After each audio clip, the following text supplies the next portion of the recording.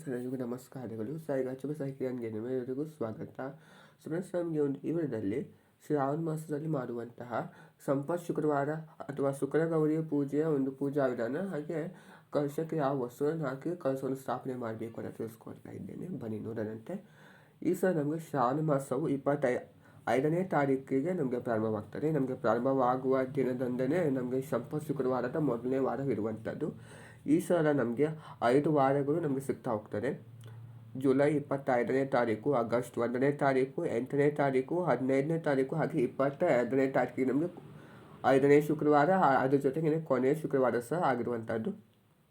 So ನಾವು ಪೂಜೆಯನ್ನು ಮಾಡ್ಕೋಬೇಕಾಗಿರುವಂಥದ್ದು. ನಿಮಗೆ ಎಷ್ಟು ಶುಕ್ರವಾರಗಳು ಸಿಗ್ತಾರೋ ಅಷ್ಟು ಶುಕ್ರವಾರಗಳನ್ನು ಈ ಪೂಜೆಯನ್ನು ಮಾಡ್ಕೋಬಹುದು. ವಿಶೇಷವಾಗಿಯೇ ಶುಕ್ರವಾರದ ಜೊತೆಗೆ ನಾವು ಗೌರಿ ಪೂಜೆಯನ್ನು ಮಾಡುವಂಥದ್ದು ಶುಕ್ರ ಗೌರಿ ಪೂಜೆ. ಇದಕ್ಕೆ ನಾವು ಸಂಪತ್ ಶುಕ್ರವಾರ ಪೂಜೆ ಅಂತ ಸಹ ಕರಿತೇವೆ. ಬೆಳಿಗ್ಗೆಯೇ ಈ ಪೂಜೆಯನ್ನು ಮಾಡಿಕೊಂಡ್ರೆ ತುಂಬ ಒಳ್ಳೆಯದು. ಬ್ರಾಹ್ಮಿ ಮುಹೂರ್ತದಲ್ಲಿ ಸಹ ಮಾಡ್ಕೋಬಹುದು. ಇಲ್ಲವಾದಲ್ಲಿ ಒಂದು 10 ಗಂಟೆ ಮುಂಚೆ ನೀವು ಮಾಡಿಕೊಂಡ್ರೆ ಸಹ ಆಗ್ತದೆ.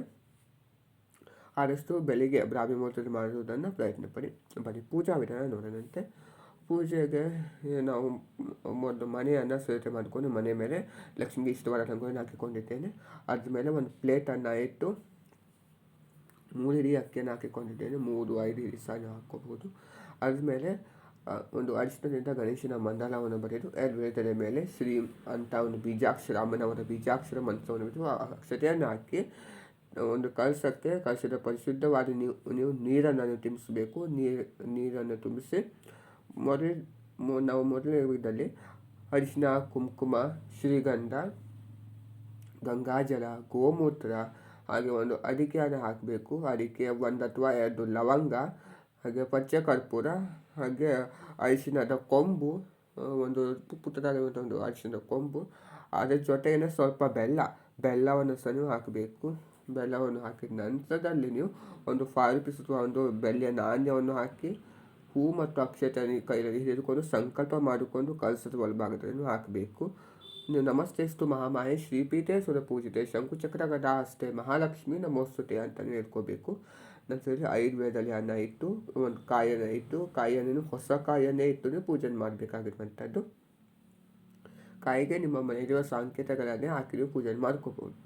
ಅದ್ರ ಜೊತೆಗೆ ಕಳಶಕ್ಕೆ ನಾವು ಕಂಕಣವನ್ನು ಸಹ ನಾವು ಕಟ್ಟಬೇಕು. ಎದುರಿಗೆ ಒಂದು ಸೇವಂತಿಗೆ ಹೂವನ್ನು ಇಟ್ಟು ಒಂದು ಗಂಟನ್ನು ಹಾಕಿ ಕಂಕಣವನ್ನು ಸಿದ್ಧ ಮಾಡಿಕೊಂಡು ಕಳಶಕ್ಕೆ ಕಟ್ಟಬೇಕು. ಹಾಗೆ ಎದುರಿಗೆ ಗೆಜ್ಜೆ ವಸ್ತ್ರವನ್ನು ಹಾಕಿ ಮಾಂಗಲ್ಯ, ಅರಿಶಿನ ಕುಂಕುಮ ಮಾಡುವಂಥ ಮಾಂಗಲ್ಯ, ಇಲ್ಲವಾದರೆ ನೀವು ಬೆಳ್ಳಿ ಬಂಗಾರದ ಒಂದು ತಾಳಿಯನ್ನು ಸಹ ನೀವು ಬಳಸಬಹುದು. ನಂತರದಲ್ಲಿ ನಿಮ್ಮ ಮನೆಯಲ್ಲಿ ಏನು ಒಂದು ಒಡವೆ ಇರ್ತದೋ ಆ ಬಂಗಾರವನ್ನು ನೀವು ಹಾಕಬಹುದು, ಒಡವೆಯನ್ನು ಹಾಕಬಹುದು. ಹಾಗೆ ಲಕ್ಷ್ಮಿಗೆ ನೀವು ಮುಖಪದ್ಮ ಇರುವಂಥ ಪದ್ಧತಿ ಇದ್ದರೆ ನೀವು ಮುಖಪದ್ಮವನ್ನು ಇಟ್ಟು ಪೂಜೆ ಮಾಡ್ಕೋಬಹುದು.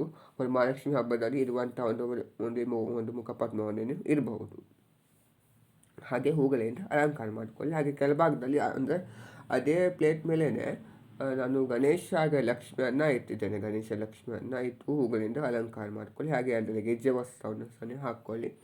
ಹಾಗೆ 1 ಡಜನ್ ಬಳೆ, ಒಂದು ಕಡೆಯಲ್ಲಿ 5, ಒಂದು ಕಡೆಯಲ್ಲಿ 6, ಈ ಥರ 11 ಬಳೆಗಳನ್ನು ನೀವು ಇಡಬೇಕು. ನೀವು ನೋಡ್ತಾ ಇರ್ಬೋದು, ಗಣೇಶ ಹಾಗೆ ಲಕ್ಷ್ಮಿಯ ಫೋಟೋವನ್ನು ಇಟ್ಟಿದ್ದೇನೆ. 2 ದೀಪವನ್ನು ಸಹ ಹಚ್ಚಿಟ್ಟಿದ್ದೇನೆ. ಕಾಮಾಕ್ಷಿ ದೀಪಾರಾಧನೆ ಸಹ ಮಾಡ್ಕೋಬೇಕು.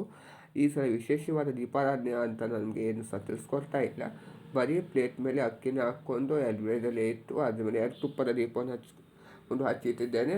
ಅದಕ್ಕೆ ನೀವು 2 ಲವಂಗವನ್ನು ಸಹ ಹಾಕ್ಕೊಳ್ಳಿ. ಕಾಮಾಕ್ಷಿ ದೀಪದಲ್ಲಿ ಸಹ ಹಾಕ್ಕೋಬಹುದು.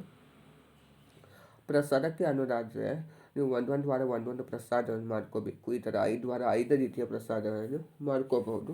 ಹಾಗೆ ತಾಂಬೂಲ, ಹಾಗೆ ಹಣ್ಣುಗಳು, ಎಷ್ಟು ಹಣ್ಣು ಇರಬೇಕಂತ ಅನಿಸ್ತದೆ ನಿಮಗೆ ಅಷ್ಟು ರೀತಿಯ ಒಂದು ಹಣ್ಣುಗಳನ್ನು ನೀವು ಇರಬಹುದು. ಹಾಗೆ ಒಂದು ತೆಂಗಿನಕಾಯಿಯನ್ನು ಸಂಕಲನ ಮಾಡಿಕೊಂಡು ಪಕ್ಕದಲ್ಲೇ ಇಟ್ಟಿರಿ. ಈ ಥರದ್ದು ಪೂಜೆಗೆ ನೀವು ಸಿದ್ಧತೆಯನ್ನು ಮಾಡ್ಕೋಬೇಕು. ಮೊದಲು ದೀಪವನ್ನು ಹಚ್ಕೊಂಡು ಕಾಮಾಕ್ಷಿ ದೀಪಾರಾಧನೆ ಸಹ ಮಾಡಿಕೊಂಡು, ಹಾಗೆ ನೀವು ಸ್ವಲ್ಪ ಅಕ್ಷತೆಯನ್ನು ಸರ್ವಮಂಗಳ ಮಾಂಗಲ್ಯ ಶಿವೆ ಸರ್ವಾರ್ಥ ಸಾಧಿಕೆ ಶರಣ್ಯೇ ತ್ರ್ಯಂಬಕೆ ಗೌರಿ ನಾರಾಯಣಿ ನಮೋಸ್ತುತೆ ಅಂತ ಹೇಳ್ಕೊಂಡು ಆ ಅಕ್ಷತೆಯನ್ನು ಹಾಕಿ ಶುಕ್ರ ಗೌರಿ ದೇವಿಯನ್ನು ನೀವು ಆಹ್ವಾನ ಮಾಡಿಕೊಂಡು ನೀವು ಧೂಪವನ್ನು ಮಾಡಬೇಕು. ಸಾಂಬ್ರಾಣಿ ಧೂಪವನ್ನು ಸಹ ಹಾಕ್ಕೊಂಡು ನಂತರದಲ್ಲಿ ಅಷ್ಟೋತ್ತರ ಮಾಡ್ಕೋಬೇಕು. ಲಕ್ಷ್ಮಿಯ ಅಷ್ಟೋತ್ತರ ಹೇಳ್ಕೊಂಡು ನೀವು ಕುಂಕುಮಾರ್ಚನೆ ಮಾಡಿಕೊಂಡು ಶುಕ್ರಗೌರಿಯ ಒಂದು ವ್ರತದ ಕಥೆಯನ್ನು ನೀವು ಓದ್ಕೋಬೇಕು. ಪುಸ್ತಕದಲ್ಲಿ ಸಹ ಒಂದು ಪುಸ್ತಕವನ್ನು ನೀವು ತೆಗೆದುಕೊಂಡು ಬಂದು ಅದನ್ನು 5 ವಾರ ಸಹ ನೀವು ಅದನ್ನು ಪೂಜೆಗೆ ಇಟ್ಟು ನೀವು ಆ ಕಥೆಯನ್ನು ಓದ್ಕೋಬಹುದು. ನಿಮಗೆ ಸಿಕ್ಕಿಲ್ಲಪ್ಪ ಅನ್ನೋದಾದರೆ ಪುಸ್ತಕ ನೀವು ಗೂಗಲಲ್ಲಿ ಸಹ ನೀವು ಸರ್ಚ್ ಮಾಡಿಕೊಂಡು ಅಲ್ಲಿಂದ ಸಹ ನೀವು ಓದ್ಕೋಬಹುದು.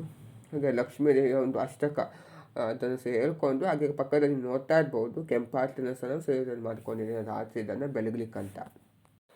ಸ್ತೋತ್ರವನ್ನು ಮಾಡಿಕೊಂಡು ವಿಶೇಷವಾದ ಒಂದು ದೀಪಾರಾಧನೆಗಳನ್ನು ಮಾಡಿಕೊಂಡು ಕಾಯನ್ನು ಹೊಡೆದು ಮಂಗಳಾರತಿ ಮಾಡಿಕೊಂಡು ಅಕ್ಷತೆಯನ್ನು ಹಾಕಿ ನೀವು ತೀರ್ಥವನ್ನು ಪ್ರೋಕ್ಷಣೆ ಮಾಡಿ ಅಕ್ಷತೆಯನ್ನು ಹಾಕಿ ಪೂಜೆಯನ್ನು ಸಮಾಪ್ತಿ ಮಾಡ್ಕೋಬಹುದು. ಈ ಥರ ನೀವು 5 ಶುಕ್ರವಾರಗಳು ಸಹ ಇದೇ ರೀತಿಯೇ ಪೂಜೆಯನ್ನು ಮಾಡಿಕೊಳ್ಳುವಂಥದ್ದು. ಏನು ಸಹ ವ್ಯತ್ಯಾಸಗಳು ಇರುವುದಿಲ್ಲ.